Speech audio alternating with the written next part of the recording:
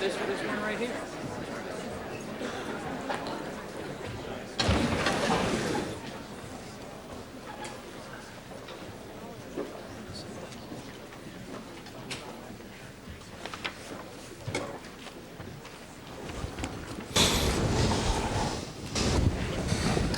Good. Well, good evening, everyone, and welcome to the forum. My name is Charles Royer. I'm director of the Institute of Politics, and we're in for a great hour or so of politics tonight with two of the most respected political analysts and strategists you can find 6 days before the general election. What the hell's that supposed to be? These guys were just driving down the street in a limousine, and we went out and grabbed them. They're such great sports and such great friends of the Kennedy School and the Institute of Politics. They're in Boston tonight to make an appearance, and we talked them into making an earlier one here at the forum, and we're just very delighted that they came over. As you'll notice, Bob Beckel's suffering from a cold and some voice problems, but he is going to do two events back-to-back to try to help us understand this important election. And Ed Rollins is following around with, I'm sure, a very busy schedule as well. You know a lot about these two. You see them on television a great deal. They both served in the White House. Bob Beckel in the Carter White House, and Ed Rollins has served in the Nixon, Ford, and Reagan White Houses. In 1984, Ed Rollins was the National Campaign Director for Ronald Reagan. In 1988, he worked with a fellow named Jack Kemp in the primaries. And this year he has served, as you all know, a stint as co-chairman and political campaign director for the Ross Perot campaign until just recently when he went over to observe all of this for CBS. Bob Beckel, as you know, ran the Walter Mondale campaign back in 1984. He goes back to Bobby Kennedy in 1968 with his political experience, and they bring a wealth of knowledge and understanding to this wonderful fall spectacle that is now 6 days away. We've decided that the best way to do this would be to ask both of our guests to open it up briefly with just a few comments on where they think we are less than a week away, and then we'll open it up to what I'm sure will be lots of questions from all of you. Let's start with Bob Beckel. Thank you, Charlie. First of all, I want to apologize in advance for my voice, and that I have if it wasn't for the fact that I loved Heather Campion as much as I do, I wouldn't be here, to be honest with you. And not only that, we're going to Boston College after this and getting paid. Unlike, and I should be saving what little voice I have left for BC. But anyway, I'm here, and I appear a lot of places with Rollins. Even with a temperature of 101 and no voice, I'll win this debate. Let me give you a few, I think Ed and I both agree, we travel the country together and do this a lot. I think we both agreed. I think as opposed to being overly partisan, which I will be in questions and answers, I think we ought to, I just want to put some observations down about where I think we are now. I am going to be partisan when it comes to this little jug-eared jerk from Dallas, and who may be the biggest fraud that ever was perpetrated on the American public. But in any event, we'll get into that.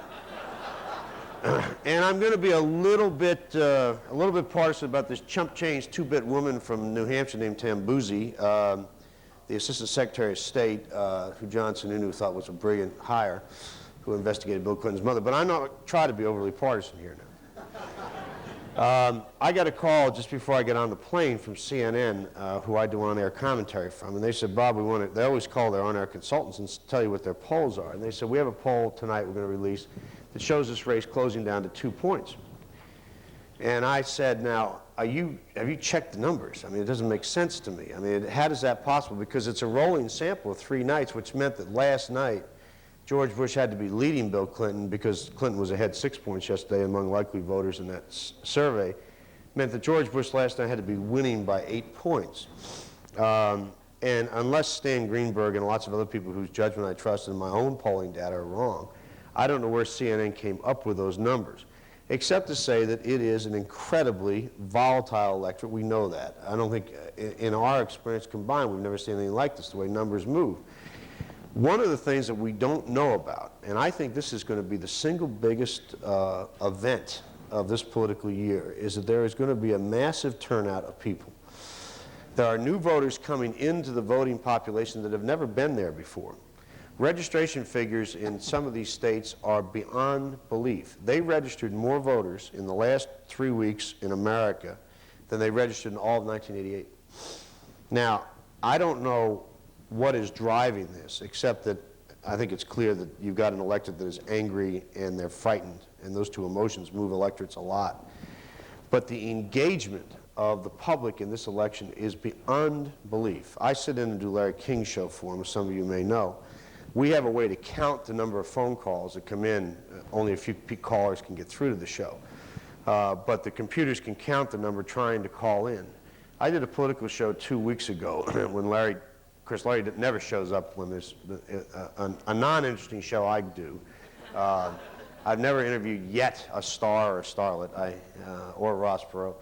But the night I did the show, we had the phones turned back, 300,000 people trying to call in. And we had a campaign person from the Bush and Clinton campaigns on. Now, that tells you something about the level of interest in this race. The only thing we know that's consistent, though, about all this polling data, and I want to just put this at rest now, I don't trust a lot of it. The only thing we do know that is accurate is that for the last 2 or 3 months, George Bush's numbers have not changed. He's gone between 32 and 34% of the vote, 35 at the top, which tells you that 65% of the American public have decided they don't want George Bush as president anymore. It's clear now that the country's moved beyond Bush. There are not enough votes in America to elect George Bush president. They don't exist. Now the question is there a combination of enough Perot vote and enough anti-Clinton vote to let George Bush back into the White House. My own view about that is no. Ed and I ran a campaign in 1984. Between the two of us, I think we spent $250 million, mine legally.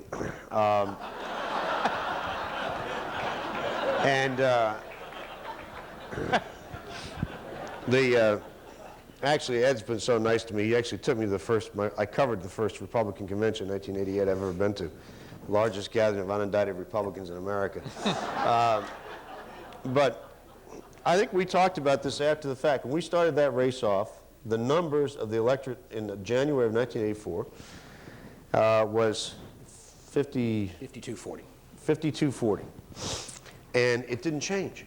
I mean, the undecided went to Reagan. It didn't change. All that money we spent, all that time, all that energy, and the race didn't change. Why? Because there was a tide in 1984 that there wasn't any Walter Mondale or me or anybody else could have done. That tide was running in Ronald Reagan's direction. Right now, there is a tide in the country running away from George Bush. There's a cycle change. I'm a firm believer in cycle politics. The cycle for the Republicans at the presidential level has been going on now for 24 years. It was interrupted briefly by Jimmy Carter in 1976 in a fluke.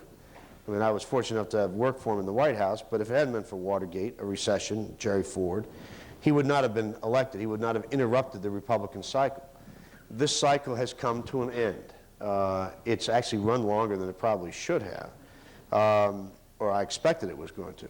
So there are forces at work here in the land that I don't think that George Bush running a good campaign, and this is a lousy campaign, could do much about.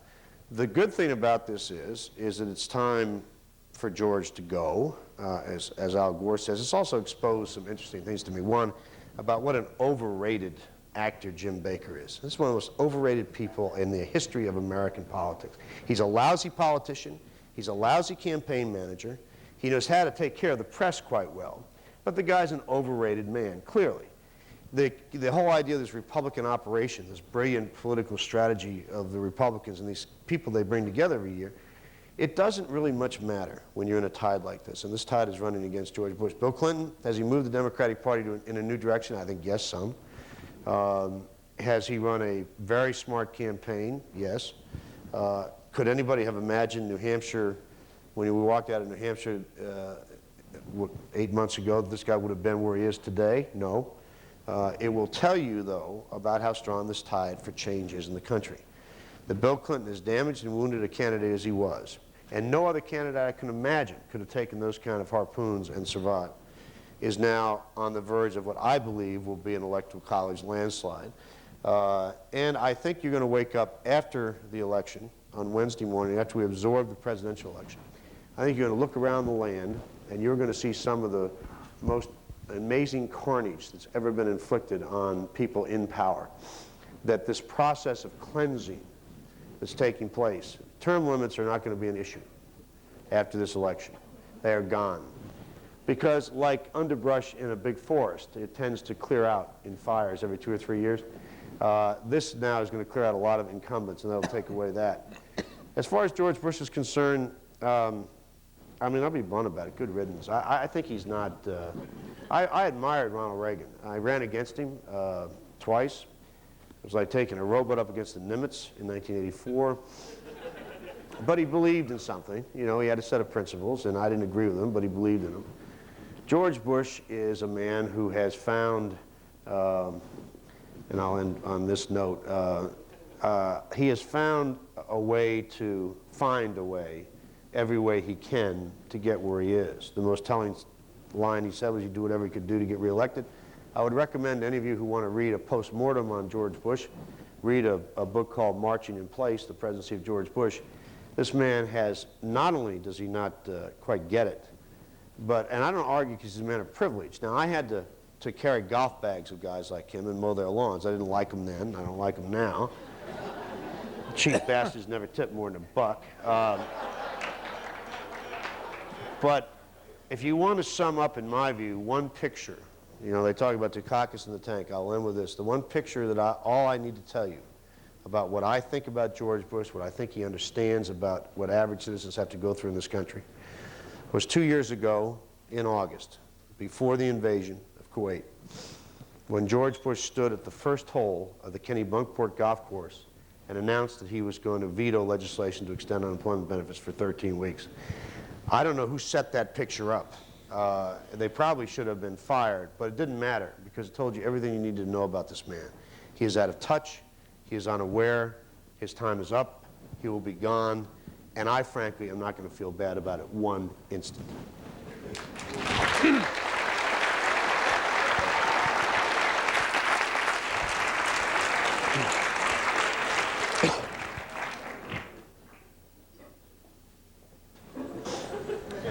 My turn? So, Yeah, go ahead, Ed. You as- should have taken the money from Perot. That's all right. The only guy had the courage not to take the money. You're most kind, Robert. It's truly a privilege for me to be here. Bob and I both are graduates of State College, and we both got out magna cum laude. So it's always a great honor to come to this great institution.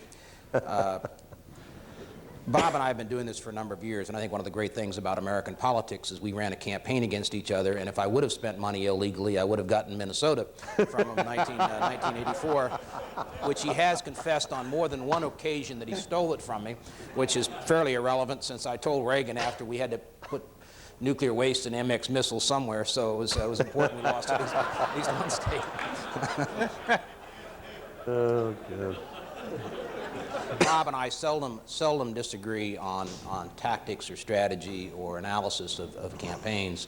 We sometimes obviously disagree about the philosophy of debate, as you would expect a good Democrat and a good Republican to have. And I don't think you're going to find a significant difference between us tonight in talking about this race. I think that Bill Clinton is on the verge of a tremendous victory. I do think that the campaign can close up a little bit. But I think in the final analysis, the mood for change in the country is very, very strong. And unlike 1988, when Michael Dukakis ran up until the Bush campaign of 1992, the most inept campaign in the history of American politics, this has been a superb campaign by Bill Clinton. I give him full credit for it. He has some brilliant, brilliant people around him, but he is the center. He is his own campaign manager. He understands the mood of the country. He has been very disciplined. He has stuck to his message, which has been the message of change. He's now basically, I think, trying to finish a campaign on a high road, which is very, very difficult, considering the nuclear bombs that are being dropped on him on a daily basis. But needless to say, I think the critical thing is that he has run a superb campaign, and I took great issue with Ross Perot when Perot challenged him on his gubernatorial experience in Arkansas as being relevant. Having worked with Ross Perot for 45 long days, I think he was terribly naive about American politics, and he was terribly naive about the duties and responsibility of a governor, and particularly a governor of a state that is poor, that does have significant problems, who Clinton, in the course of his 12 years as governor, has had to try and deal with. But I think the most important thing that Clinton benefited from in his past experiences, he has run for office every 2 years since 1974. He clearly wasn't always successful, lost the first couple campaigns. Equally as important as a very young governor, was defeated after 2 years, learned a great deal about the process, and I think that he clearly understands where the American electorate is. I think the Bush campaign suffers from delusion. They obviously ran a terrible campaign in 1988, and they won because, as I said earlier, Dukakis could not respond. Historically, presidential campaigns, at least in the age of television, aren't quite as negative as 88 was, and this one even exceeds that. But Bush didn't have to pay a price for that campaign. Once he got into office, even though there were a lot of people very, very unhappy about that quality of campaign, as he said, that's all behind you. He shifted into his governing hat. And obviously the American public were very pleased with the changes going on in the world, and with someone with his very strong foreign policy experience, he was at the right place at the right time. He certainly led the country very ably in time of international crisis. But in the last year, the American public, clearly in the post-Cold War period, has wanted to focus on domestic economic issues. And there's not anybody who watches politics doesn't realize in the last 2 years it's as dramatic a change among the electorate as any that I've seen in the 30 years I've been around the American political scene. Americans today are very, very concerned about the future of this country. And this isn't just poor Americans, this is all Americans. They're worried about health care, they're worried about the economic future of this country, they're worried about young men and women coming out of colleges with great degrees, as all of you are going to have, and finding employment. Americans are just very concerned whether we're going to be able to continue to live the quality of life that we have, and what is our role going to be in the world, not as the only superpower militarily left, but how are we going to deal on an international front. And that's what this campaign should have been about. This campaign should have been about the next 4 years. The question is not relevant, where were you 4 years ago? It's certainly not relevant what Jimmy Carter did as president. The question really is, who has the best ability to lead this country for the next 4 years, and where are we going to be 4 years from now? I think Bill Clinton tried to address those issues. I think Ross Perot, in the course of his 2 campaigns, first one I was with, the second one I wasn't with, has raised some significant issues that Americans obviously are concerned about. But I don't think the president has addressed the issues of the country.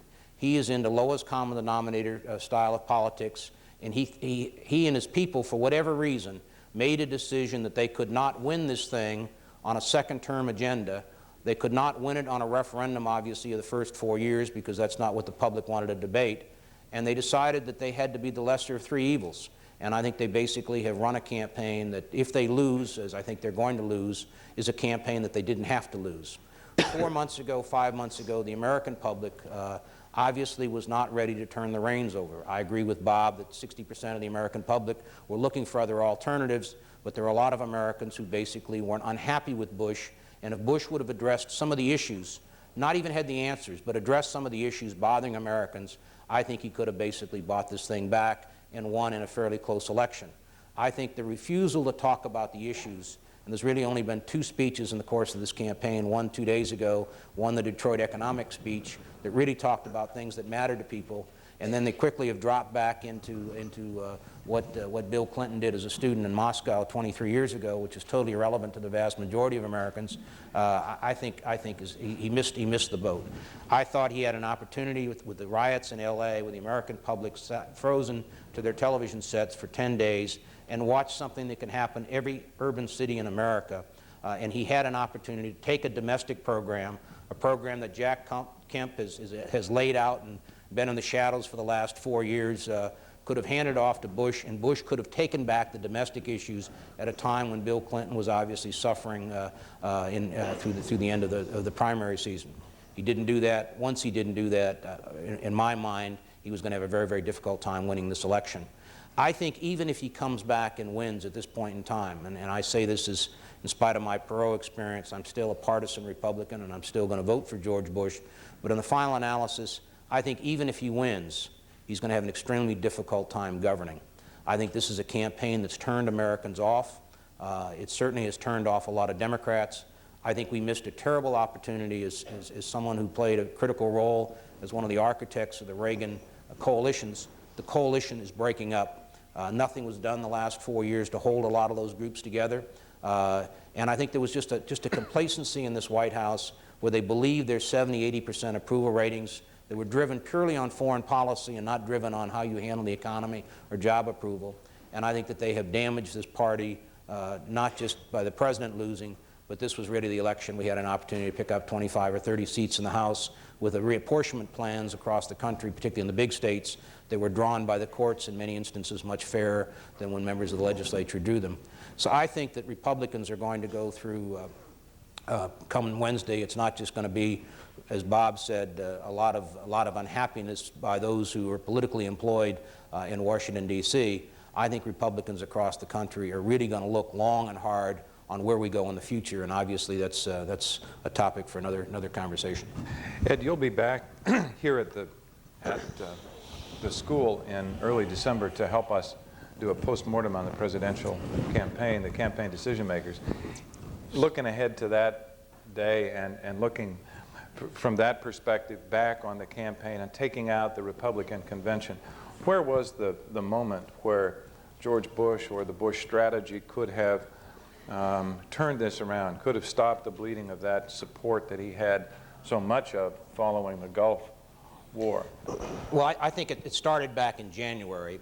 First first, there's an assumption that there is a strategy, and I don't believe there's been a strategy in this campaign. This has been a tactical campaign in which they have reacted day by day to the stimulus. Clinton had a strategy. They knew what the message was going to be on November 2nd for voters going into the booth on November 3rd. Bush has not had that consistency, and that's what I consider a strategy. In January and early February, when literally 48% of the Republicans in New Hampshire voted against George Bush, 37% voted for Buchanan, but literally 48% of the Republicans did not vote for George Bush. Nobody in the White House rang a bell and said, we're in deep trouble, something is going on here. They got into their competitive mode. We're going to whip Pat Buchanan's tail. We're going to win all the primaries. Instead of saying, hey, this is our side that we're fighting with each other, and the news media lost interest in Buchanan, but if you really follow the race across the country, there literally was a third of Republicans who were not voting for an incumbent president from New Hampshire to California. Republicans normally always vote for Republicans. You look at polls today, and Bush is still, in most polls, getting anywhere from 62 to 70% of Republicans. Nobody bothered to look at where was my own vote, what was happening to them, why was I losing them, and I think that was the first mistake. Their attitude was they have no other place to vote, they're sending us a little message, and by November they'll be back. Some will be back, some may never be back. Equally as important, in June when they started to see young voters moving away to Clinton, they hadn't been with Clinton earlier on, but young voters are a very, very critical voting bloc for us. And we started to lose them in June and July, and by August, the margins that Clinton started to build were really young voters that are now the strongest support group for Clinton.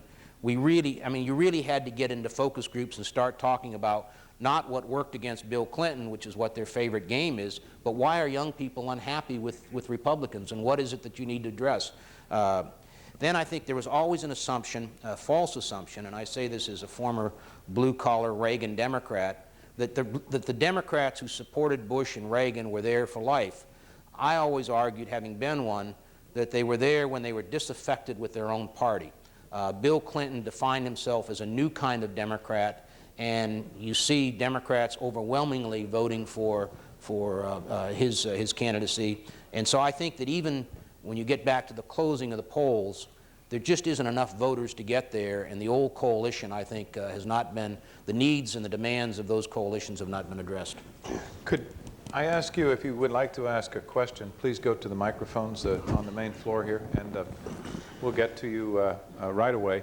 Bob, do you agree with that? I mean, is that an analysis you would also provide on where Bush could have turned it around? Yeah, it was long, but it was interesting. It's Harvard, Bob. It has to be That's serious. Harvard, that's right. Is that where we are? What he didn't say, by the way, was that between the two of us, we won 50 states in 1984. And between the two of us, we had a combined 4.0 average getting out of Chico State and Wagner College. Why in the hell we're sitting in Harvard tonight, I have no idea. And by the way, I'll be back here in December, too. I'm fortunately found somebody finally going to marry me, so I'm going to go, but I'll be back in time to do this. I think that, I think Ed's analysis of this is right. I think, though, a couple other things you need to put into the mix here. I think that Republican convention, and when I went down there to cover that for CBS, and Ed and I were down there, and we talked about this a lot, the alienation of voters from that convention was extreme, particularly when you think that this year will be the first year that most votes will be cast in the suburbs for a presidential election as opposed to cities.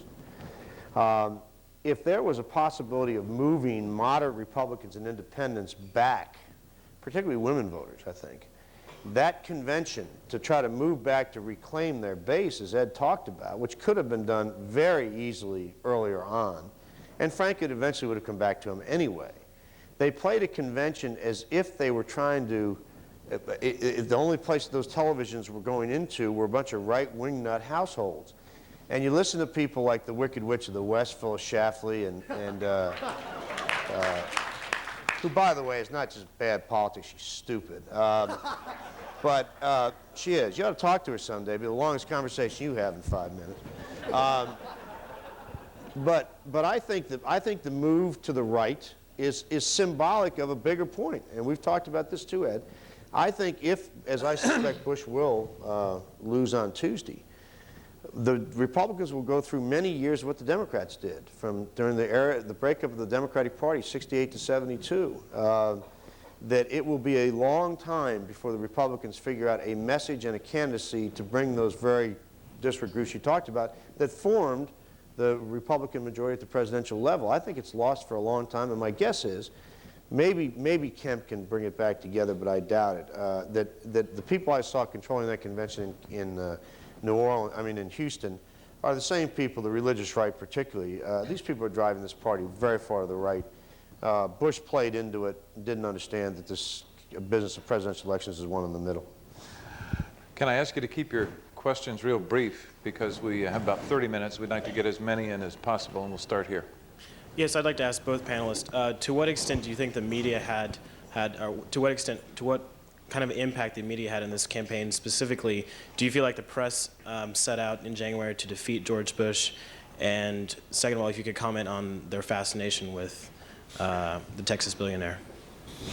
I don't think the press ever sets out to do in anybody. I think the press obviously play a very critical part in all of this process, and I think there was a new element put in to this campaign, which is the talk shows, the Larry Kings, the Oprah, if you said to me a year ago on the last campaign, all three presidential candidates are going to be on Larry King, they're going to be on all the morning shows, and they're going to take calls on C-SPAN, I'd say you're nuts, but obviously that's what's occurring. So I think that the American public, through the media, got an impression that Bush wasn't as attuned to the changes that they wanted. You know, I think obviously the media, like a lot of us, get a little cynical when you're around it for a long period of time. But I think the press worked very hard this time to discipline themselves, because they felt in 1988 they made some serious mistakes with Hart and the way that the campaign was covered, that they let Bush get away with a lot in the '88 campaign against Dukakis. Relative to Perot, I think there was a great novelty there. They saw this as a race that was over early on. Your two choices were selected very early, and I think they saw Perot as adding great magic to the race and great interest. And he's very colorful. He was good copy early on. He would take their phone calls if you got him directly. I think they have been a little irresponsible in the last stage here of, you know, until probably he did the 60-minute thing, of really, when he re-entered the race, really starting to look hard and fast at his issues and really what he stands for. I have a view about the press this time. I think, I'm just glad to see Dr. Kalb with us tonight, because I think you've done an awful lot up here to raise the points in '88 that I think the press need to address. And I think, frankly, they've done a much better job than they did in '88. And I'm actually impressed with the content and the extent of the coverage. I've got a couple of problems with them as I look back again. It still is this fascination with polls that drives media coverage.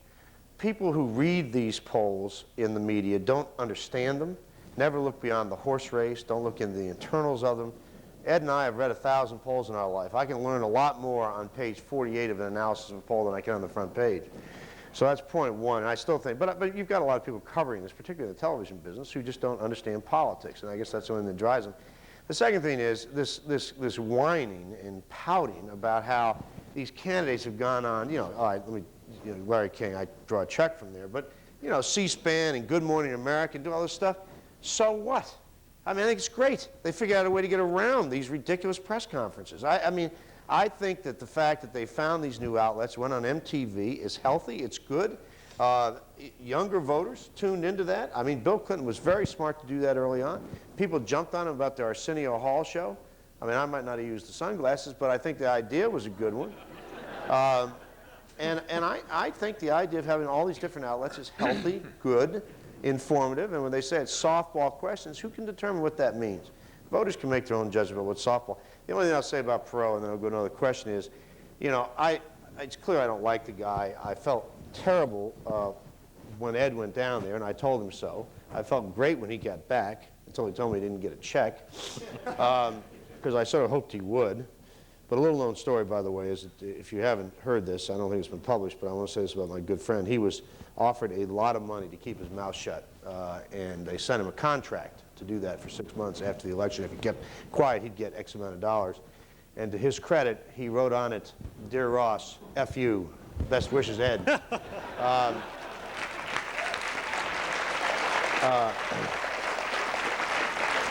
And I'm quite proud of him that he did that. But Ross Perot, the fascination with Ross Perot is mind-boggling to me. Why the press, who were investigating a lot of lead stories on this guy that they were very close to when he got out, have not revived these this week is beyond me. The fact that this guy has sort of waltzed onto the stage of those debates, he had no more right to be on that stage than Lola Falani or the Libertarian candidate. He's on 50 ballots. So what? He's a rich white billionaire. Does that give him some right to be on a stage with major party candidates? Absolutely not. And the last thing I'd say, this last story he's got about 6 Black Panthers coming across his front lawn, you know, all I can say is that I don't believe the story, but it was a horrible waste of ammunition if they wanted to use it at all. You probably get a sense I don't like him. He's a turncoat. He took a lot. Let me just say one thing about it. This country, wait a minute, this country was looking for an alternative. And Ed understood it, and I think that what Perot did was turn his back on a lot of people who had some hope to go someplace else. Yes, sir. Is the change in Congress that's fixing to happen, as you talked about, Bob, going to change the expectations Bill Clinton, if he wins, is going to have to govern? Is it going to be like the freshman class after Nixon resigned? 74. You know, in some ways, I don't think the 74 class turnover organizationally and structurally changed the Congress. I think this one is in a much more, at an issue level, is much more complicated to figure out. I think that's where it's going to be complicated for Clinton. Every one of these people running for Congress has said they're going to come to change. They're going to do health care. And you look at all their literature, it says the same stuff. I think it's going to be a very unwieldy Congress. I think it's going to be difficult for Clinton to manage it. On the other hand, there's not one of them that it will be elected who didn't say they went there for change, and they're going to have to produce something. So my guess is on some of the big issues you'll see some production. Ed, were you surprised on Sunday night to see Ross Perot on 60 Minutes saying what he said? Absolutely. I mean, well, I'm never surprised at anybody, Ross Perot anymore. So, but obviously, this was a guy who had it going his way. He did extremely well in the debates. It's a format that's perfect for him. He's had very interesting, probably as effective as anything that's been done in this campaign season, or probably any others. And I think he was rising in the polls. I think there's an old adage in politics: you never raise your own negatives. People had already forgiven him who were going to support him for dropping out of the race, and getting in and getting back to this kind of behavior discussions and this paranoia with the Republican dirty tricksters is just once again gave everybody the opportunity to take the shots at him, and I just thought it was... Why would he do that? I think the guy just goes through periods where he's obsessed with things that he can't control. And I don't know whether I mean, I think, first of all, nobody in their right mind would ever try to disrupt the wedding of anybody. And secondly, I used to always try to explain to him, I said, you know, he was obsessed with the Republican dirty tricksters. And I said, the opposition research is a bunch of kids that look at Lexis and Nexis. They're a bunch of graduate students. You know, they're not the ones out there investigating you. The people that are investigating you are CBS and New York Times and what have you. And it's not like they've hired a bunch of CIA agents to run around and look into your background. And I said, you've been looked into by the best. But he was always obsessed with this. And what he could not distinguish, for a guy that's been around that world for a long time, the CIA and everything else, you know, some goofball who comes off a park bench and tells him a rumor versus some real FBI or law enforcement person who says it's not valid. I mean, he's just as liable to run with one as the other. And obviously a guy like that attracts a certain cult. It fits very much into his whole thing of his volunteers. I mean, obviously it was a great political movement, a lot of wonderful Americans who did want change, but he got it down to where there was only a small segment that represented the world to him. He used to say, well, the phones are ringing off the hook, and you'd walk into the phone banks and they weren't even ringing. You know, they weren't calling, but one or two people would step forward and say, well, all the people that are calling in are saying X, Y, and Z. I mean, he had a great ability to rationalize, and I think he was riding a high, and I think he just thought this was one more chance to take a shot at Bush, who he doesn't like, and it obviously backfired on him. That was a nice answer. And the guy's a fruitcake. I mean, it's, Yes, sir. Hello. Just briefly, I'd like to address my question to, I guess, the cycle that's been going on the last 30 years of one party being captured by its extreme wing and the other party getting an inflated victory by default. Ronald Reagan seemed to understand, despite all the ballyhoo about a conservative revolution, that there was a very large part of his coalition that was repugnant to people, a part that appealed, and he managed to keep the part that didn't appeal in the closet. Even though he was supposed to be the embodiment of conservatism, Bush, on the other hand, is supposed to be the great moderate, and he totally turned his party over to exactly that wing. And I was wondering, do you think he did it out of fear of that wing, or did the Republican Party finally succumb to its own ballyhoo about a conservative revolution and believe the American people really wanted this out there? And I guess the other thing is, do you think that the cycle has come to the point now where the Republican Party is going to be taken over, or at least have one hell of a fight in '96, where we might see Phyllis Schlafly giving the keynote to the Buchanan-Falwell ticket? You're losing, Beckle, here on that. I hope so.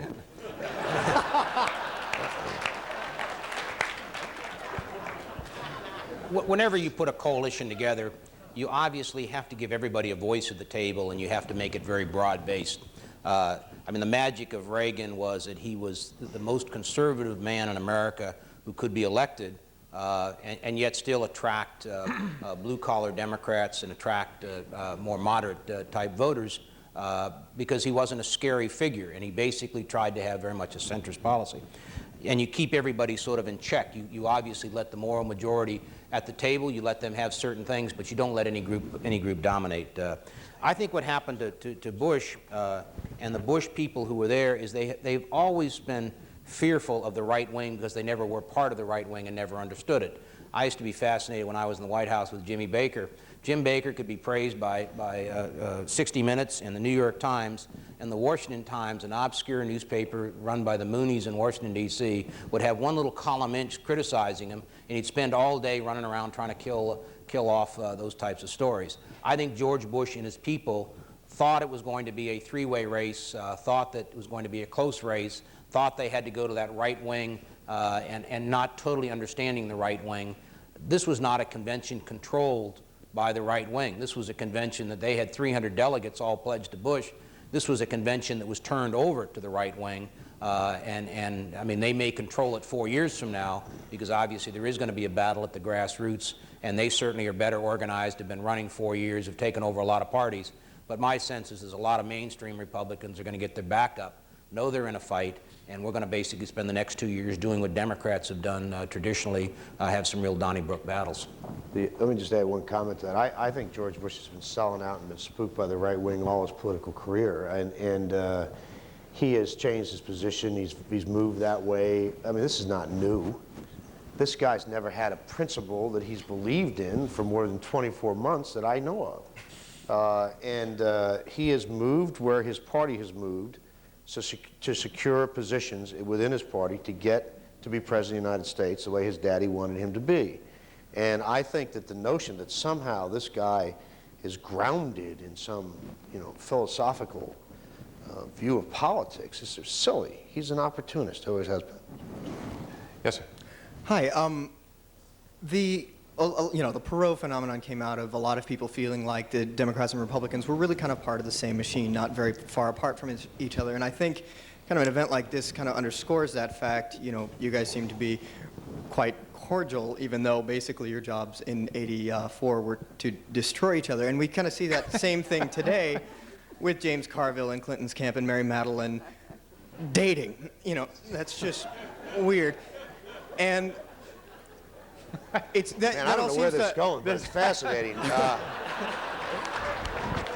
Well, your fiance here. By the way, I used to go out with Mary Madeline. I just want to make that point. It's true. That's true. No, Yeah. So if you want to underscore, we're all in bed together. No, not necessarily. Go ahead. What's your question? Okay, I will avoid those kinds of allegations.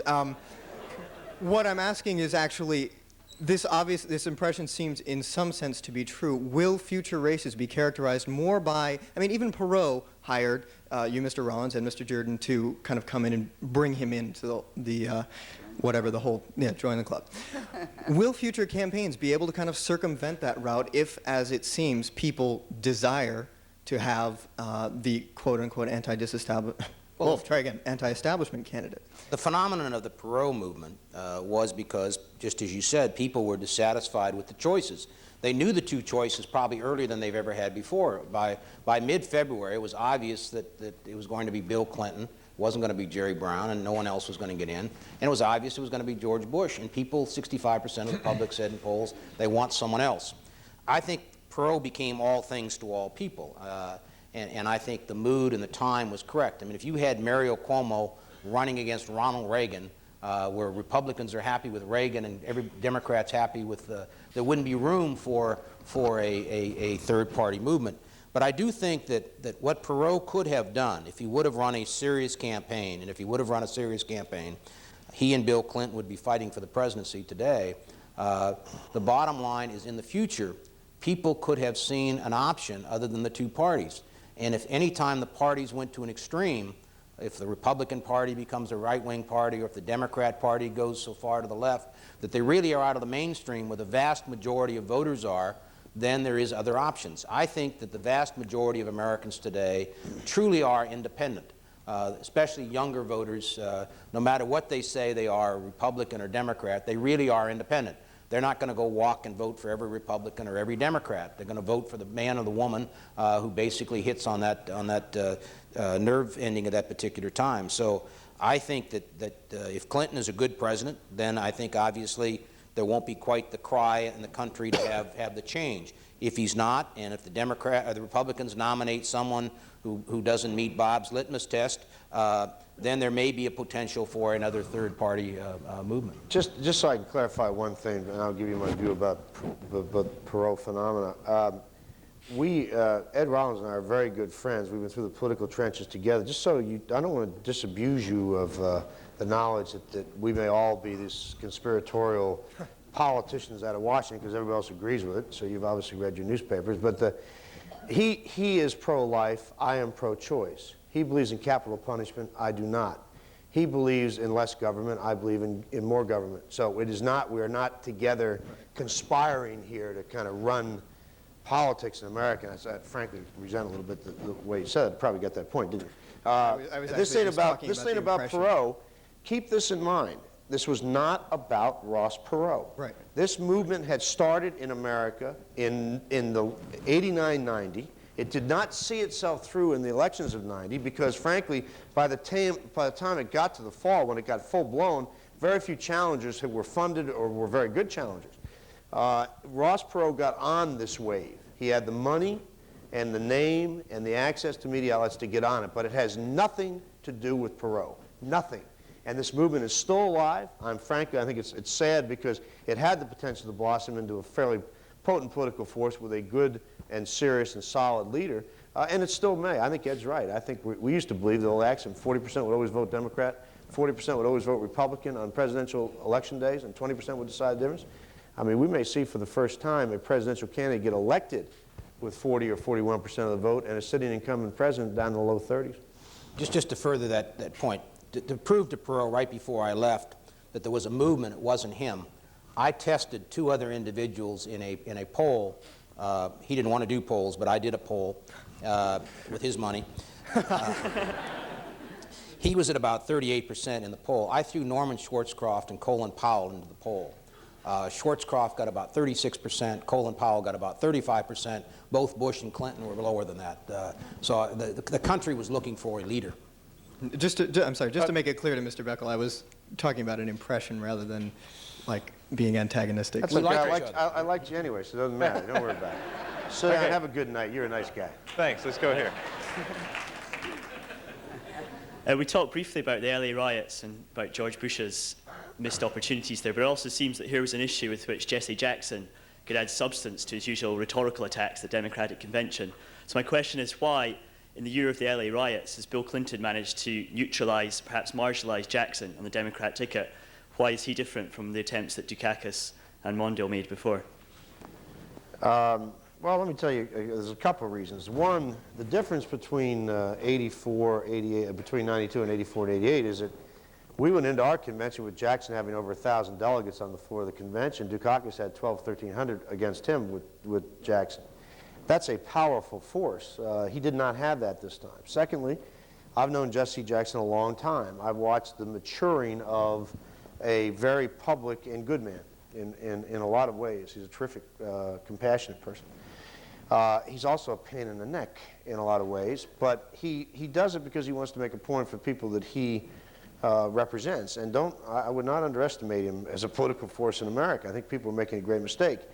Clinton understood Jackson better than we ever could. I've always been impressed with the way Southern politicians understand black voters and black leaders better than Northern politicians do. He and Jackson had numerous conversations that were never reported. And I think, frankly, what Jesse decided, despite the blow-up over a sister soldier, was that Bill Clinton was going to be a lot better for the people he represents than George Bush, and that Bill Clinton was going to be elected president, and Jesse Jackson was not going to do anything to step in the way of that, including trying to do something at a convention. So the situation is much different, and I think Jesse believes now, and I do too, that Clinton may well be, very much like Lyndon Johnson, the best civil rights president to come down in a long time. Is there new black leadership out there, Bob? Do you think in that wave of new people coming into the Congress that black national leadership? Sure. I think that, you know, as much as the DLC, the Democratic Leadership Council, I have a lot of reason to be angry about that. They were created because of Walter Mondale's campaign. But I would give them a lot of credit. Al Fromm, who's a friend of mine who runs that group, has done a terrific job in raising a lot of issues that the Democratic Party used to coalesce around and is now back to. And secondly, they've brought in a lot of new leaders. I mean, you can't look at a guy like Mike Espy from Mississippi and not say, here's a new leader. And there are going to be a lot more. I mean, the number of black representatives are going to double because of redistricting. And I think that the dominant force of a Jesse Jackson or a Martin Luther King is now, I mean, it's going to be spread. And I think it's very healthy, extremely healthy, and there's some very good people. Yes, ma'am. Yes. Do you think that the deficit played a big role under okay under? I bet you felt like Queen Elizabeth on that with that microphone. Do you think that the deficit that was run up under Reagan's watch and played a big role in really pushing Bush to where he is? Do you think that anybody who was running on the SNL happened under his watch? Well, the Congress was part of that, and I think that the American public was mesmerized because the military budget went up under Reagan's watch. And do you think that anybody who was running on the Republican ticket at this point in time would have to take the gap that's going on now? I think certainly the deficit is a concern of Americans. I don't think it is quite the concern that Perot has made it, although he certainly has educated a lot of Americans about the deficit. As a party that for many years ran against candidates about being big spenders and deficit, we didn't have great success. I think Americans are justifiably concerned about it today. I don't think the economy is the only issue taking George Bush down. My personal feeling is that Bush could have been elected with this economy if Americans thought he was aware of their problems and their concerns, not even offering solutions for everything. But for the last 6, 8 months, the last year, you've seen Nick Brady and Dick Darman and George Bush saying, including the last couple of days, that everything is great. We're much better than Japan and Germany. That's not a message Americans want to hear. I think there's a psychological effect to deficits, and I'm not an economist, and I'm sure a lot of economists will argue with me, but this president never tied into the voters' mood of the country and talked about things that bothered them. I don't think if you said, elect me and I'm going to fix this deficit is sufficient to get you elected. I think elect me and I'm going to fix an economy and get people back to work and I'm going to deal with health care and other things. That's what will get Bill Clinton elected and may have gotten George Bush elected if he would have started addressing the issue 6 months ago. I saw the vice president on television last night with a chart on the Larry King show. with a pointer, a la Perot, and I thought, well, there's not much negative, dirty campaigning going on, but maybe this chart stuff is worse, and that Perot has started it. Did he have it right side up when he did it? Let me just comment. I know you didn't like it, but frankly, I don't care.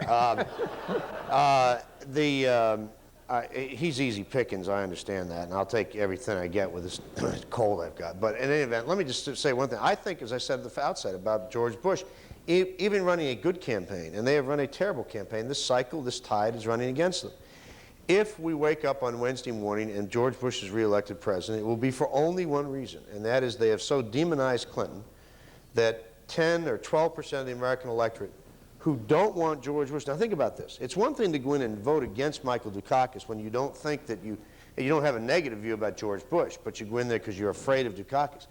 But for George Bush to win next Tuesday means that people have to leave Clinton who don't like Bush and walk into that polling machine and be so frightened of Clinton that they're going to vote that kind of negative vote. I don't think that's going to happen. Could it happen? Yes, it could happen. But the tides are running out here. You know, you can't run these. I think, you know, I think deficits are a bigger problem. But think about why they happened. You know, I mean, I just at one point I make over and over about this ridiculous Star Wars thing. You got one silly old man selling another silly old man an idea, and they buy into it, and we spend $1 trillion on it. I mean, come on. It's a total waste of dough. And 1 in 5 kids go to bed in poverty I might argue tonight. a little bit with that on you, Bob. No, I know you don't. But I mean, 1 in 5 children go to bed in poverty in this country tonight, and we're still spending money on that absurd, ridiculous, whatever it is. Can I ask you quickly about the message, about the means of delivering these campaign messages? Have we seen the end of the kind of dirty campaigning we saw to such an extent in 1988? Oh, no. I mean, look, I suspect, I may be wrong, I hope I'm proven wrong, but I suspect that before next Tuesday there will be some efforts made against Clinton that will be done by desperate people. I don't think George Bush or Jim Baker are going to sit back and think about it. And Ed's right, most of this is negative research. And, you know, frankly, the other thing, let me just make one thing clear here. Willie Horton, whether we want to accept it or not as liberal Democrats, the fact of the matter was Willie Horton was a bad guy let out of jail with a bad program, under a bad program, and he did go hurt people. And I keep thinking to myself, you know, I keep saying Willie Horton, Willie Horton. Well, Dukakis was wrong to be for that program, and the legislature up here was wrong to have that bill, and it was wrong to have that man leave prison.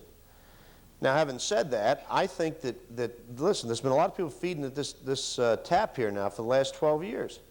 Ed Rollins is one of the few courageous people who's willing to challenge his own party, but a lot of people making millions of bucks down there a year off of these administrations, and they're not going to go silently into the night. And this effort to get at Clinton's mother's State Department files, that's not over. I would not at all be surprised to see a couple of these things come up over the weekend. I'd not be surprised to see another woman's story. In fact, I believe that may well happen. They've apparently found a new person. So I think it depends, Charlie. It depends on how desperate people are. Right now, these are desperate people.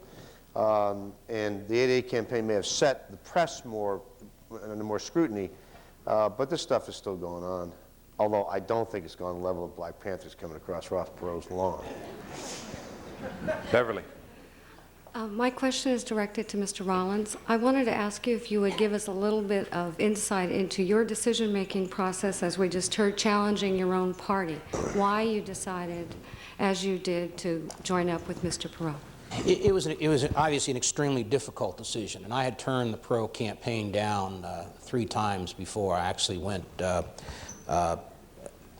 I think, having grown up in California, having been once a moderate Democrat, having worked in the poverty program, I was very concerned about cities.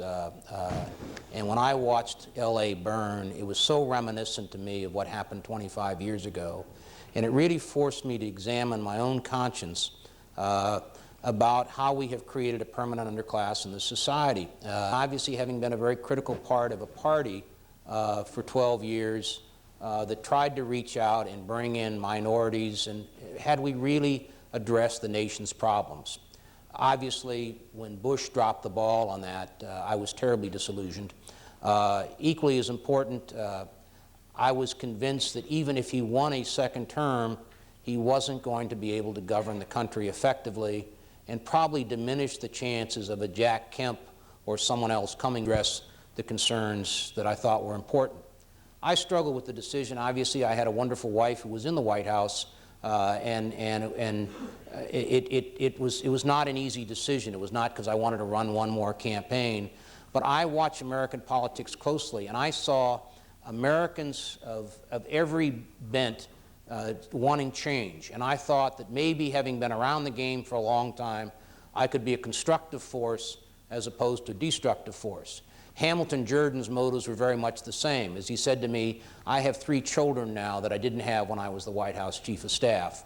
And I think our motives, and the only reason I can look myself in the mirror whenever I watch Perot on TV and not go, how could you go work with that idiot, which my wife tells me every day, it was that my motives were to make a constructive force that I think would have made both parties better in the long run if it would have worked. Can I just add kind of a personal note on this? I think my friend's being a little modest here. We spent 3 weeks discussing this subject when Perot made the offer, and Ed and I have been friends for a long time. I urged him not to go, but when I listened to him talk about it, I've never seen him more committed to his country. And the LA riot thing, I don't think many people quite understood the intensity and what it meant to the fabric of society as well as this guy did. And I couldn't talk him out of it. I tried very hard, so did a lot of other people. And I'll tell you one thing that also probably is not known. I'll tell you how tough they were on this guy. The night before he made his decision, and I begged him not to do it, frankly, because we lost about 40 speaking engagements together in summer.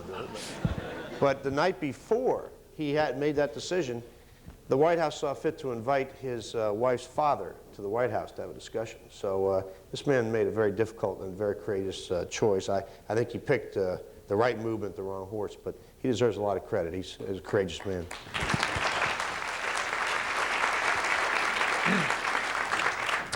Yes, sir. I would just like to find out how confident each of you is that Ross Perot won't split the protest vote and thereby perhaps let Bush get in the back door and win another term.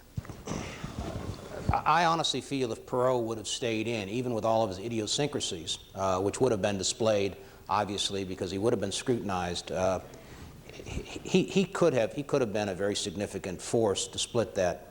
I also felt when he came back in, once I knew he had the debate format, I thought he would beat the expectations, which were very low for him, and obviously that's a format he's very good in. I wasn't so sure last week, after he was moving up a point a day, that he wasn't going to get much higher in the polls than a lot of people had anticipated, 25 or above, which would have split that vote.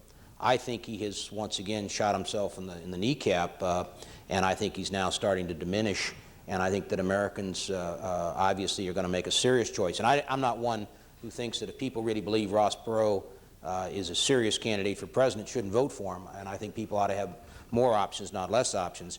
But my sense today is that I think he will drop back substantially in this next week. It's starting to happen in state-by-state polls like Michigan and some others. And I think by the end of the week, it really is, if it's closing, it really is the race between those two. Let me just, right now, Perot is the only thing standing between Bill Clinton and the White House in a large electoral landslide. Every point, in my view, above 8 points comes right off of Bill Clinton.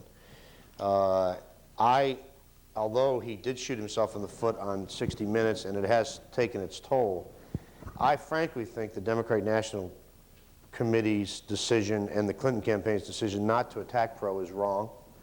I think he's a danger. I think he can be exposed. I think they should do it. They've made a calculated decision not to attack him, except sort of peripherally attack him. I would be on the air tonight with ads attacking Ross Perot, because I still believe he could be a threat, and the one thing standing in the way of a Democrat getting in the White House, because it is costing Clinton. It's not costing Bush. Not at these levels, not at 17 and 18. Down at 8, it cost Bush, but not at these levels. And I hope they haven't made a mistake, but they made a decision yesterday not to attack him, and they were prepared to do it, and I think they made a mistake. I hope not. I shouldn't say that. Maybe they did. Are you intending to ask a question too? Yes. Okay, we'll make these the last two. I was wondering why both of you think Iran-Contra went underground as an issue in this campaign. Is it because Americans in general, not in Cambridge, in general, don't care about it? And do you think that there's any chance of it reemerging no matter who wins? My personal feeling is this is an election about the future, and just as people don't want to get into the gory details of the Vietnam War again and protest movement, I think a lot of Americans don't want to rehash the Iran-Iraq situation. That doesn't mean it's not going to come to the forefront. I think there were some things there that obviously if they would have come out in 1988 or if they would have come out 6 months ago would have truly affected Bush in both elections. And I think it'll be after the election that some good investigative journalists will get Pulitzers, and America will be terribly disappointed in some of the things that happen. I agree with that. A couple of points. I mean, the problem with Iran-Contra or the Iraqi issues, and by the way, I think a lot of people are going to go to jail over the Iraqi case when this is all said and done. The notion that some guy at a branch of an Italian bank in Atlanta got $4 billion transferred, come on. And they should go down. They'll go down, I hope, at very high levels in the State Department particularly. You know, in Kokomo, Indiana, tomorrow, Mabel and Abner Andrews get out of bed, and they don't look at each other, and she says, damn, Abner, that Iran-Contra thing is just killing me today. I mean, and I'm not trying to be facetious, their focus is on, am I going to be able to have a job? Am I going to be able to send my kids to school? And when James Carville, you know, was exactly right, you know, that slogan, you know, it's the economy, stupid, that's it. This economy, you get rewarded for good economies as presidents, and you get punished for bad ones. And George Bush is getting punished for one, and he should be. Yes. Although Ross Perot did climb up significantly in the polls after the presidential debates, I think it's clear that his cause was not helped by Admiral Stockdale's performance in the vice presidential debates. I was wondering if you could speculate on who Ross Perot would choose as an alternate candidate, or if he did speculate on other people, were they public figures, would we be familiar with them? And if he may make a decision closer to the election time to give him a boost. One of the great tragedies of this whole spectacle, and we had a mini-series with the 4 debates that I was very pleased that so many Americans watched, but one of the great tragedies that a man who truly is a great American and an American hero was put in a format that he is not capable of performing in anymore. Admiral Stockdale has had a couple of strokes. He is a 67-year-old man in an 85-year-old body, and I say that with the highest compliment. He was always a stand-in. Perot would never focus on the issue of selecting a running mate, just as he wouldn't focus on a convention, just as he wouldn't focus on a whole variety of things. The battles that I had with him were about running a campaign, and obviously that was a very high priority. The list was obviously a significant list of individuals. It was a wish list initially, everybody from Colin Powell to other significant people, Elizabeth Dole. The problem was that the longer he delayed it, the more diminished his candidacy became and the more difficult it was to get someone. I mean, Admiral Stockdale clearly never intended on being the long-range candidate, and I think the tragedy is that the view that America got of that man is not the brave, courageous, brilliant man that he has been in his lifetime, and I think Ross Perot deserves a really bad mark for putting that man through that, because he knew full well. I mean, I sat in sessions when the poor man had seizures in the room, and I mean, he's a brave and courageous man, and I just am very, very sorry of what went on with him. I have a couple comments. Who would he choose as an alternative? Oh, Carl Sagan, maybe. I don't know.